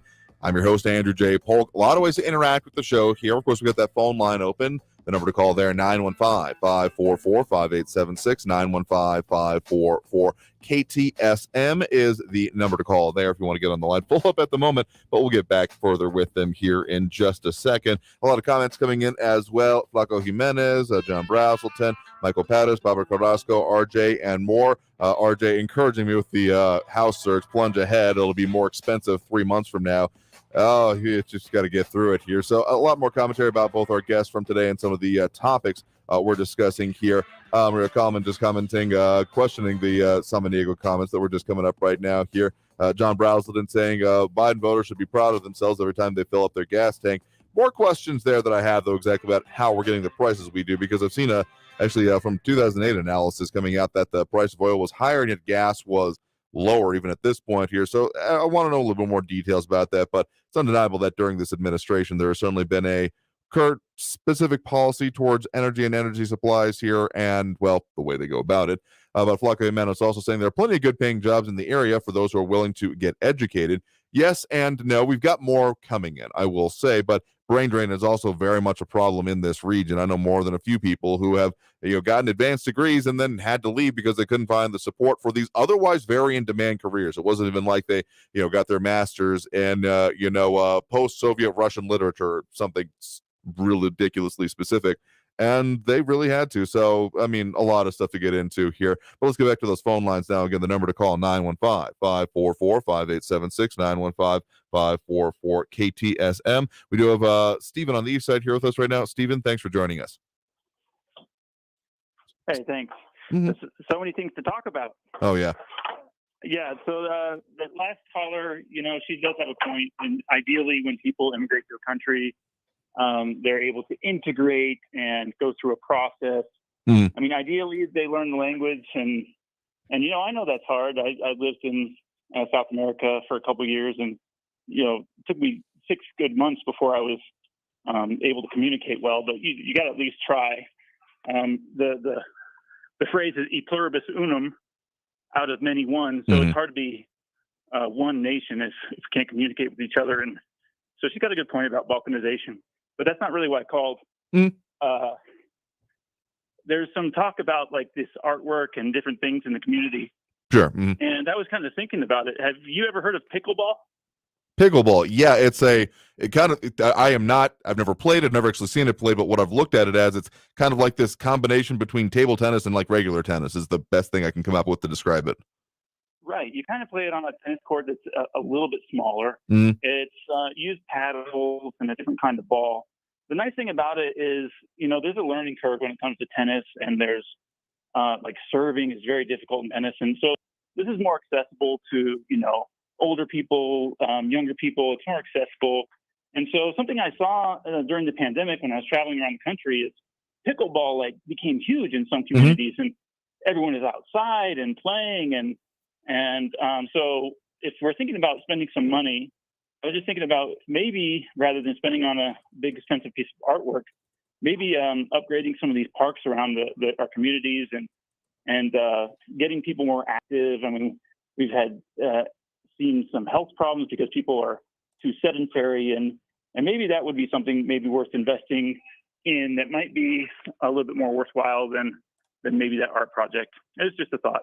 I mean, it's an interesting thought there. I do want to say that I'm aware of a few places in town because I knew someone who actually got involved and was doing some promotions for some like local pickleball leagues. So it is present, and there's actually a website came across here, pickleballelpaso.com, that does include a few places, some actual public parks that have included this, mostly on the city side of things, but then also I do believe out also in the Sunland Park, New Mexico area. So it has been coming across here, but to your larger point, beyond the specifics of pickleball, it does make a good bit of sense of what focuses and what priorities do we want to put forth. And we've got a couple of issues that you're addressing there, both in the sedentary nature, the cooped up nature, and the lack of activity that a lot of people experience here. So the way I'm going to say it is this, that I would love for these ideas to come more to our elected officials here as they're considering this. And again, yes, they're looking at maybe not spending much public money on this project they're talking about for the Scadate Park, though I'm going to be severely surprised if it ends up being no public money. But again, it's an interesting way to think about it, and I want to encourage people to do is think more about this in this kind of ways, because I mean there's probably going to be projects and things going on. Just to say none of it should happen is a standpoint you can do, but it doesn't seem to be that successful rhetorically speaking. But the idea of, okay, let's reevaluate our priorities and look at maybe things like this is an interesting one, and one that I hope more people can at least get on board with the thought process of okay, let's think about what do we want to see and how can we then discuss that. So I appreciate that thought in that matter for sure. Yeah, I mean, out here in the kind of far east kind of area, there's a lot of kind of park-like areas that really is just grass. I mean, there's nothing there to really do, and people still try to do stuff. You'll see people maybe kicking the soccer ball around and doing some things, but it would be nice if they maybe invested a little bit. I mean, the Sunridge School's got a park next to it that has these tennis courts that look like they've got cracks in it. No one ever uses them. There's no nets. I think a little bit of investment in that area would be worthwhile. Quite possibly there. So again, good thought there. Appreciate the point in the call. You have a good one. Thanks. All right. We're coming up on the need for that next break right now here already, but Ion Grimm saying over on the Facebook here that upgrading existing parks and adding more parks would be a better investment. It's an interesting way to consider it here. Matt Olson though saying, unfortunately, whether it's artwork or parks, unless it's maintained, those things end up looking run down and sad. So continuing costs are of a concern here, absolutely here. But tell you what, we got to take that next break right now, get back on track with our hour and time frame, and not end up with no time in the last segment here. But back after this break, we'll get to more phone calls on the line and more of the comments here. So if you're wanting to call in, comment, participate in any way, number 915-544-5876, 915-544-KTSM. Back after this break. Stay tuned.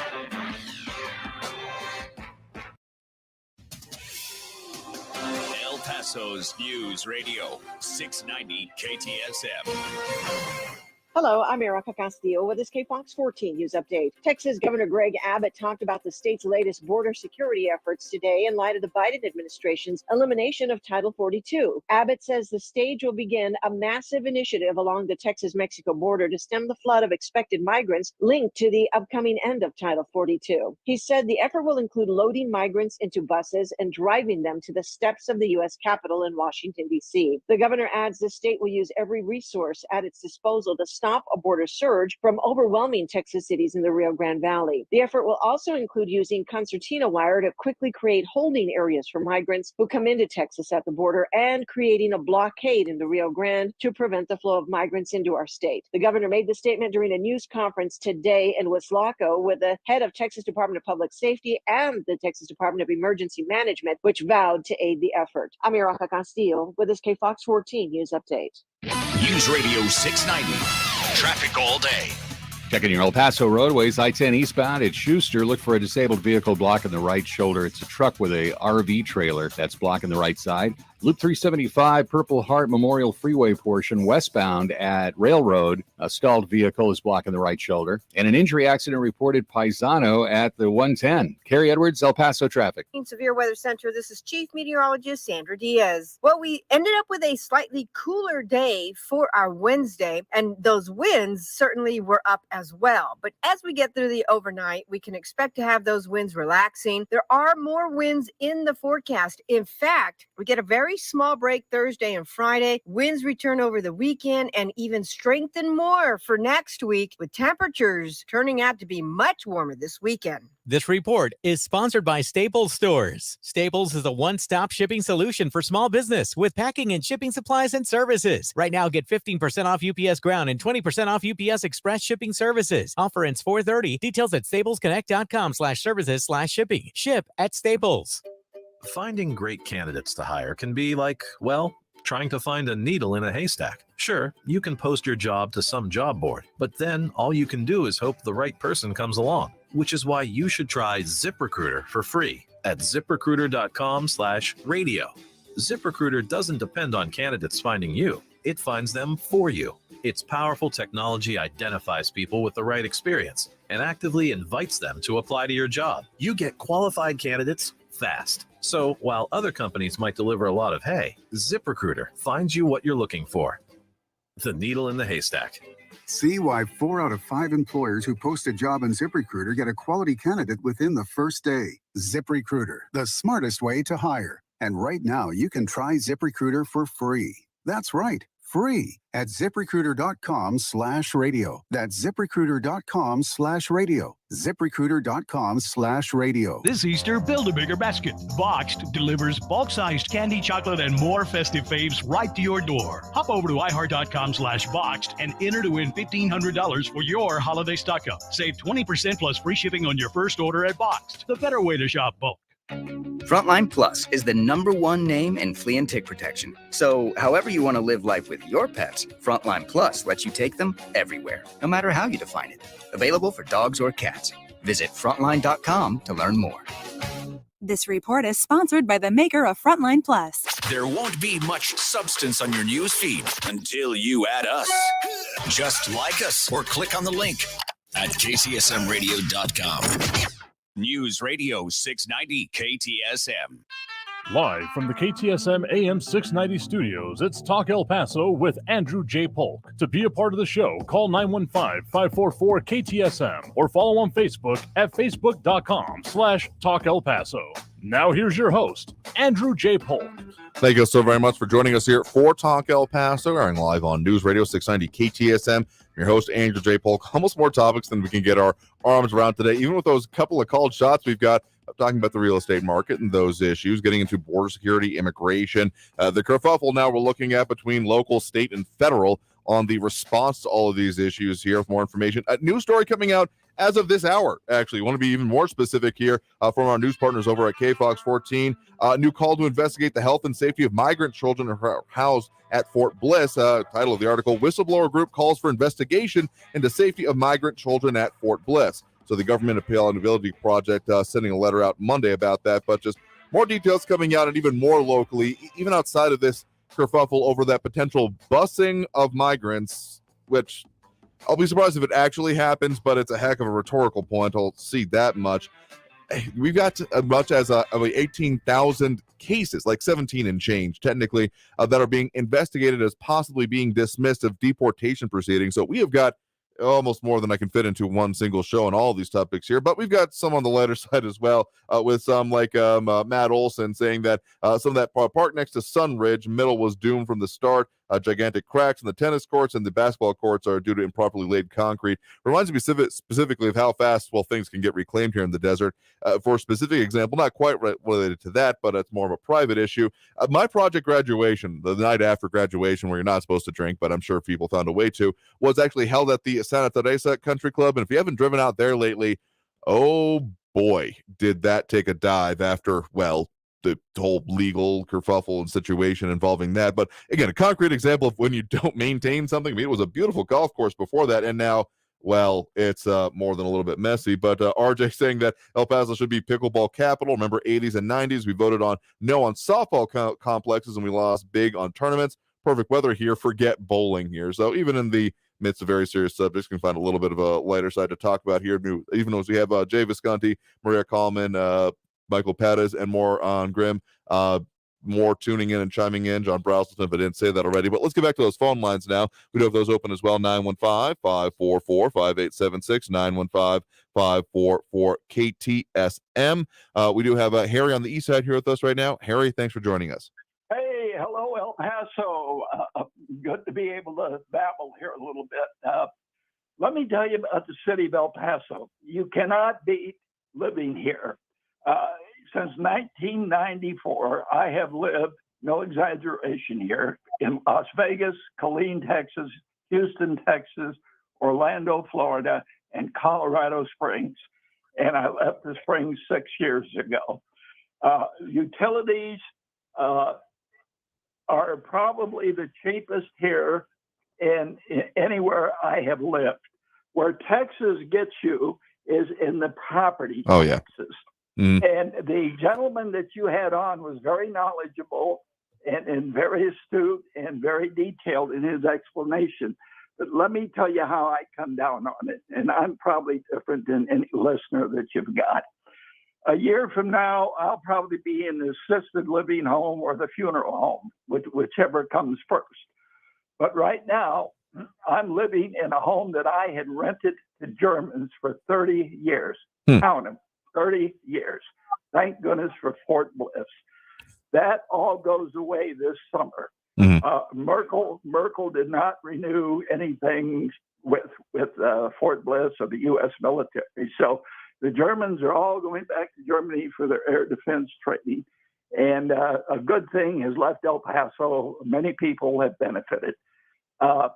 Since 1994, I've got a 4-bedroom, 2,300 square foot home with a 15 by 30 swimming pool with a diving board. My pool at the deepest end is 9 feet. You can drown in my pool. The Germans come to town. They love that. They love El Paso. They love the sun. There was a lot of the German families that come here that ended up coming back here to retire. Okay. Now, the cost of housing and the rental costs, and I know about that. And I'm getting ready to sell my home, and I'm getting ready to move over to live with my daughter. So you have to have a relative to push you around in a wheelchair or a walker. You just hope you've raised your kids well enough where they'll do that for you. Now, what I know about Zillow is my house was rated from 227 to 267. 267 is interpreted as to being a well-looking house when you move in, where you don't have to worry about Lowe's or Home Depot. Okay. And the low end would be, if it's really in bad shape, would be 227. I'm going somewhere in the middle for about 250. I'm out here across the street from the best grade school in the city, Tierra del Sol. And every day at 3 o'clock, there's hundreds of cars out here picking up their people. I'm not going to have trouble selling my home, but here's what bothers me. I have bought and sold homes in all the places I've listed: Las Vegas, Houston, Florida, Orlando, Colorado Springs. I love real estate. Real estate, to me, is not necessary for this reason. Real estate protects people that don't understand close and interpretation on what the buyer is responsible for, what the seller is responsible for. And real estate protects people on home purchases. I don't need real estate. I sold my home in Colorado. We went straight to title, $1,200 for title, home free. Everybody's happy. And as a seller, I don't care where you get your money, as long as I get the close and I get my cashier's check, which is valid and secure at closing. That's how I'm going to sell my house. So, everybody has a different situation. Sure. But let me tell you this, Andrew, with all the folks we've got coming into this country now, and we're going to be flooded, and I've told you that. I've expressed myself on that. Everybody's got to have a place to live, and everybody's got to have something to eat. And that's just the way it is. So you can figure out a way around that, and it's probably not going to happen. But the thing about an older person like myself selling my home, I would have to have 60 days to get out. But I could cut somebody a good deal. And the show's wonderful. I'm not advertising anything here. I'm just giving you the facts. No, fair enough. I get your perspective that you're bringing here. I mean, getting very specific, but I kind of appreciate the example you're giving there. And then good luck with the people that are now going to be beating down your door now that you put that hint of blood in the water. Because again, I get phone calls and I don't even own the damn house I live in. So good luck to you having put this out publicly. I really hope it works out for you. But I fully expect that, you won't have any trouble selling it when you're ready. If it's getting the notice before you're ready, I think you might have issue with. Another thing here, Andrew. In El Paso, it's imperative in many cases and important where, for example, you live on the west side. If you were to buy a house here on the east side, you would have to consider the travel. Yep. Getting on I-10 or Montana, that can be somewhat of a chore or a hassle. And most of the folks that, in fact, they're building a new Amazon out here on Global Reach on the east side. That's going to employ thousands of people, I'm telling you. And you're absolutely correct. Corporations are moving in here and buying homes, and they're buying in some cases right off the computer with Zillow. And the corporations, Andrew, that are moving in here to purchase have an intent to rent. To rent, to get the enormous rental amounts that people will have to pay for a house. And again, everybody's got to have somewhere to live. So, but that's just my interpretation. And so I just want to get my 2 cents in there. No, absolutely. I mean, you bring up a lot of important points here. I mean, yeah, on the continuing immigration stuff, there's a lot more to discuss there. But even just the market here in El Paso, yeah, we have some people being forced out, but we also have a lot more, I think, upwards pressure that's going to continue for a while here. So again, as Patrick said, probably looking at 2024 before we really get back on pace with new build. And even then, I wonder, I mean, El Paso lags in some ways on national trends. So I'll be very curious to see what'll be happening once, well, we just get restart to building here. So I thank you for the point in the call. Do appreciate it here. We'll squeeze another one here if we can. Comments coming in. Matt Olson calling me out for my favorite word of the day being kerfuffle. I mean, it's either that or all-out brawl. I just like that word sometimes. But I mean, we got a lot of fights we're talking about here going on today, legally speaking, in a lot of ways here. But we have a comment saying, will the state of Texas attempt to transport unaccompanied minors across state lines? That's an interesting question, and not exactly a specific point I don't feel brought up by Governor Greg Abbott. Again, I feel like this is mostly a rhetorical device because, I mean, it's a very visceral idea of busloads of people showing up on the Capitol steps, and I get what the point he's trying to make there, even if, well, yeah, there's definitely some legal fights, shall we say, Matt, that are coming along with this here. Let's get to at least one more call before we hit that next break. We do have Raul in the Northeast here with us right now. Raul, thanks for joining us. Hey, Andrew. Well, it's sad about how young people are having a hard time buying their first home. As you probably know, home ownership is an important step in building long-term wealth. Absolutely. It's part of the American dream. I was a realtor for many years. I was a mortgage officer for a time, and I've been educating people about personal finance for many years. And so to save money for the big down payment that's required nowadays, defer gratification, discriminate between wants and needs, learn to live frugally, and consider getting a second job to make some extra money. Your guest, Patrick, said, know what you're doing. So part of that is get pre-qualified before you start looking for a home. Know how much a lender is going to lend you and all the details around the loan. See lots of homes to get a good feel for the market. Pay for an inspection before you make an offer. If work's needed, get quotes from contractors for the cost of repairs and replacements. Then and only then are you ready to make an offer? And most importantly, and this is something you rarely hear from realtors, hire an attorney to draw up your purchase money contract. An attorney's fee to represent you will pale in comparison to what a homeowner will pay for the home and the loan. Most realtors are not attorneys and are an interested party. You know, hiring an attorney is advice that I heard on your station many years ago from a guy named Bruce Williams, who had done everything. He'd been in all kinds of business, a very successful entrepreneur, and had a long-running show on your program. So solid advice. Stay away from two-story homes. They're less marketable to older buyers, and they cost more money to heat and cool. Back in 2008, during the housing market crash, that was under President George Bush II. It was called ultimately the Great Recession. And from peak to trough, the U.S. gross domestic product dropped by 4.3%, making it the deepest recession since World War II. It was also the longest lasting recession, 18 months. 6 million people lost their homes during that period of time, and 8.5 million people lost their jobs. I was in the mortgage business back then, and the banks were making what they call ninja loans. No income, no job, no assets, because they had the home as security and assumed that home prices never went down, and they did go down during that period of time by 12%.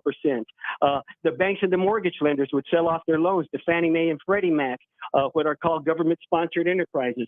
And Wall Street packaged those loans into mortgage-backed securities and derivatives. Eventually, the bubble bursts from insufficient federal and state regulation and supervision, and the government bails out the big banks and the money so that the money market accounts don't fail and people's bank accounts don't fail, rather than buying the loans from the lenders with a haircut and a discount because those home prices had gone down below the loan value, and renegotiate the loans with the homeowners. Rather than bailing out Wall Street, they could have kept those homeowners in their homes. But that's not the way America works.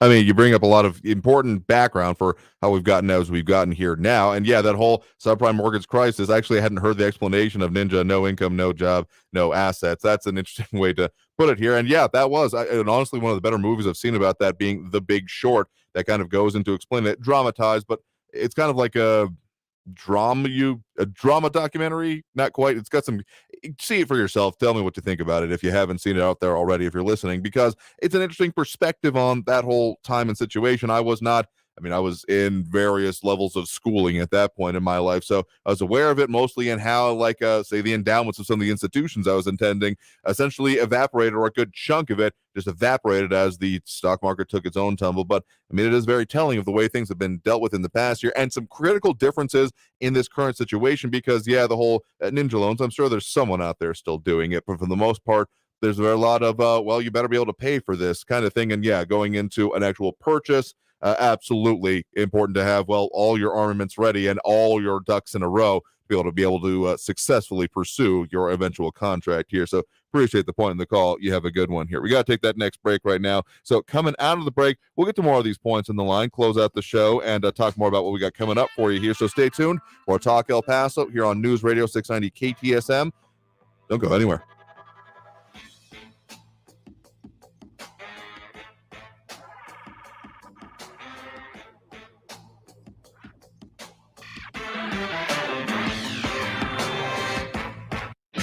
Traffic all day. News Radio 690.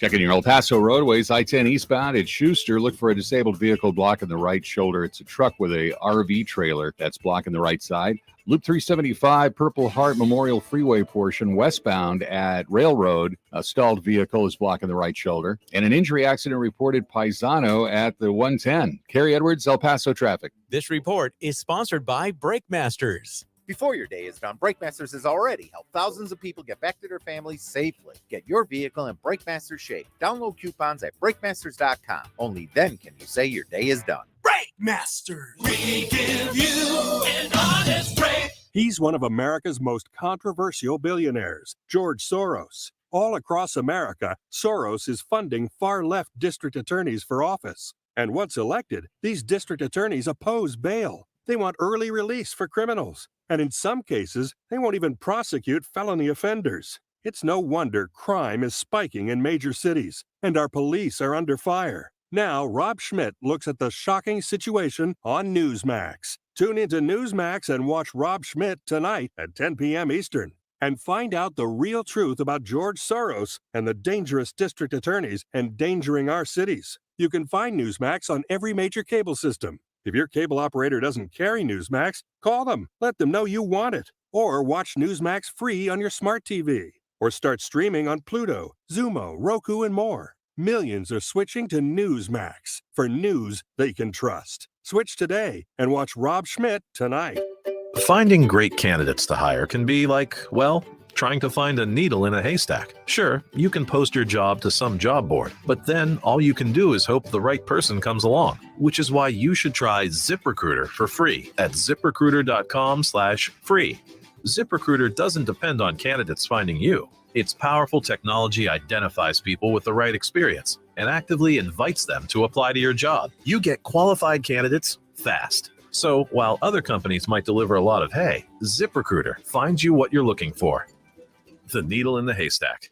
4 out of 5 employers who post a job on ZipRecruiter get a quality candidate through the site within the first day. ZipRecruiter, the smartest way to hire. And right now, you can try ZipRecruiter for free. That's right, free. Just go to this exclusive web address, ZipRecruiter.com/free. That's ZipRecruiter.com/free. ZipRecruiter.com/free. 180 over 111, and I had a stroke. I couldn't speak or walk. This is high blood pressure. Get back on your plan. Go to loweryourhbp.org. Brought to you by the American Stroke Association, American Medical Association, and the Ad Council. News Radio 690 KTSM El Paso. Live from the KTSM AM 690 studios, it's Talk El Paso with Andrew J. Polk. To be a part of the show, call 915-544-KTSM or follow on Facebook at facebook.com/Talk El Paso. Now here's your host, Andrew J. Polk. Thank you all so very much for joining us here for Talk El Paso, airing live on News Radio 690 KTSM.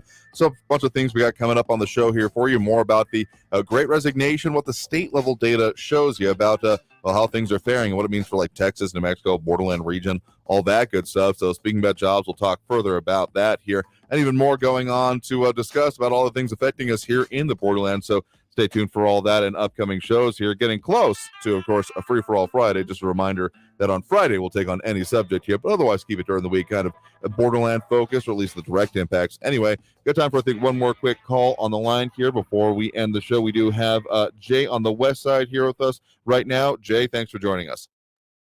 Hey, I do appreciate it. I'm trying to process information. So, Pfizer released a lot of data dump recently, and it turns out that the natural immunity is well established way long time ago when the CDC, the FDA, they're all saying that it did not exist.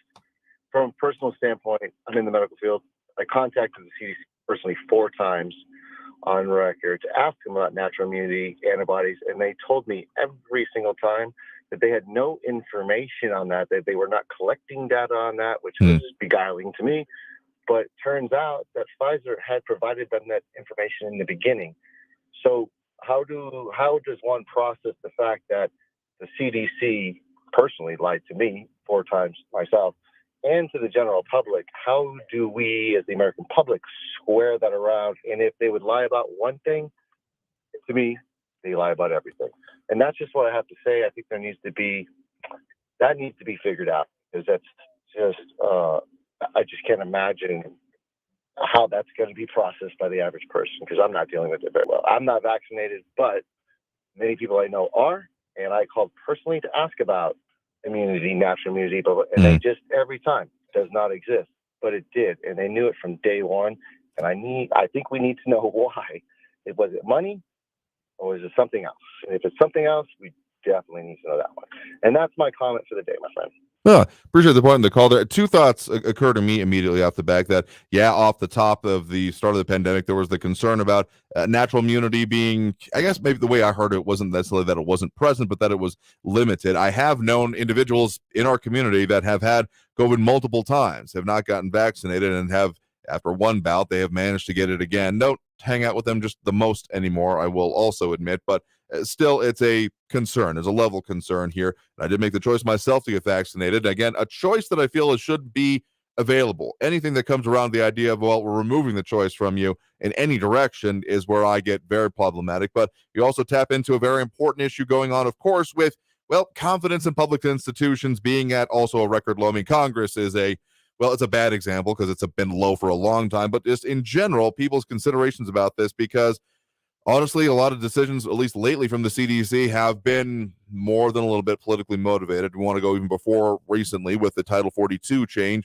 We've absolutely seen it when it came to the way the quarantine periods are going to be lower now, just happened to be as we were going into these midterms here.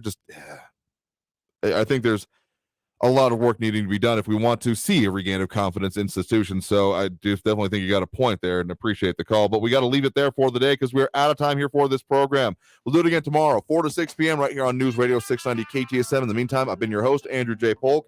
Thank you for tuning in, chiming in, participating in the show, however you may have done so. In the meantime, stay safe out there. Look twice for motorcycles when out on the road. And have a great evening, y'all. We'll see you tomorrow. Have a good one.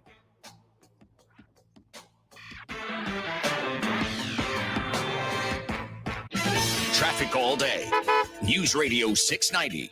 Checking your El Paso roadways, I-10 eastbound at Schuster. Look for a disabled vehicle blocking the right shoulder. It's a truck with a RV trailer that's blocking the right side. Loop 375, Purple Heart Memorial Freeway portion westbound at Railroad. A stalled vehicle is blocking the right shoulder. And an injury accident reported Paisano at the 110. Carrie Edwards, El Paso traffic. We all hear the radio ads about the IRS. They tell you to be afraid, to be scared, and they try to frighten you into calling. But I'm not here to do that. Tax Relief Advocates is different. TRA is here to tell you that if you owe money to the IRS, whether it's $5,000, $50,000, or $500,000, we have a solution. It doesn't matter if you're sitting in your car at work or with your kids. No matter where you are, call now. 800-505-6516. Don't lose hope. TRA can eliminate or reduce what you owe to the IRS, and there is zero risk to you. If we can't reduce your tax debt, then you pay nothing. Our passion is taxes and helping individuals fix their IRS problems. We have a 5-star rating on Google and Yelp, and an A+ rating with the Better Business Bureau. Tax Relief Advocates, real solutions for real people. You don't need to be afraid of the IRS any longer. End your tax nightmare today and call 800-505-6516. Again, that's 800-505-6516. Or you can visit us online at TRA.com. Portions of the following program were pre-recorded. Stay tuned and stay informed with News Radio 690 KTSM. An iHeartRadio News station. On the hour and a half. Traffic and weather all day. News Radio 690 is KTSM AM El Paso, an iHeartRadio station. NBC News Radio, I'm Brian Shook. The White House says Russia is at risk of losing its major economy status. Press Secretary Jen Psaki made that remark while highlighting the effectiveness of global sanctions against Russia. Earlier, President Biden said sanctions are wiping out the past 15 years of economic gains in Russia. A sweeping postal reform bill is in the books. With this bill, we're repealing the pre-funding mandate and setting the Postal Service on a more sustainable and stable financial footing.